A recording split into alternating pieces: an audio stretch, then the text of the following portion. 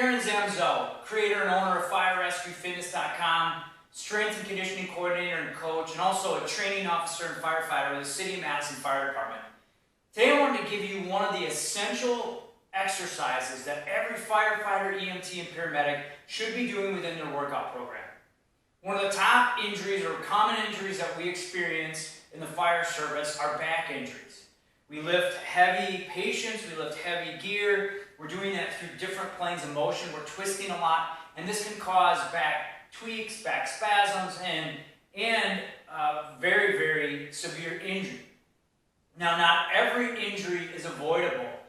A lot of them can be prevented with good fitness, good nutrition, good sleep, and by doing this particular exercise and these variations.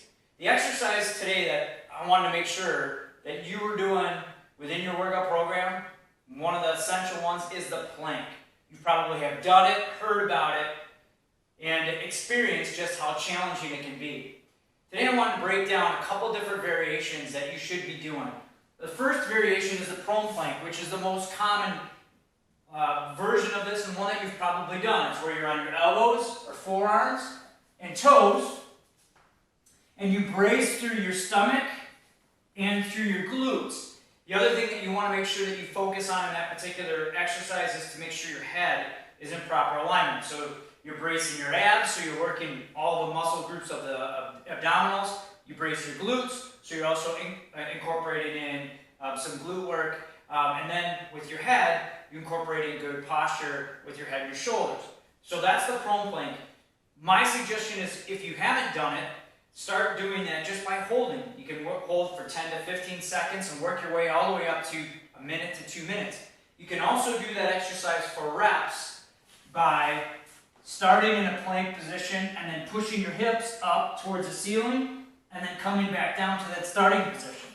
Sometimes when you don't want to necessarily hold, you can do that for reps. Now the other variation that's probably not as common, but it's one that's really essential to us, especially in the fire service, due to the nature of our twisting motions, and that's where a lot of our injuries occur. You want to do what's called a side plank. Here again, you want to stabilize on your elbow and your forearm, have it underneath your shoulder, bring your hips up, draw your stomach in tight, make sure your head is back. And you can do this again for 15, 10, 20 seconds. Now, of course, you want to make sure you replicate whatever you do on the right side with the left side. You can also do this for reps, where you start with your hips down, put your weight again, your elbow underneath your shoulder, push your hips up, hold for a second, and then come back down. Again, that's another variation. Another great variation of the plank is to combine both movements, where you start with a prone plank, rotate to a side plank.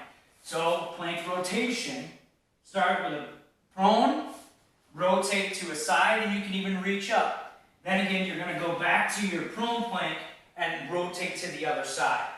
There's 3 really solid variations. Again, you can incorporate them for time, you can do them for reps.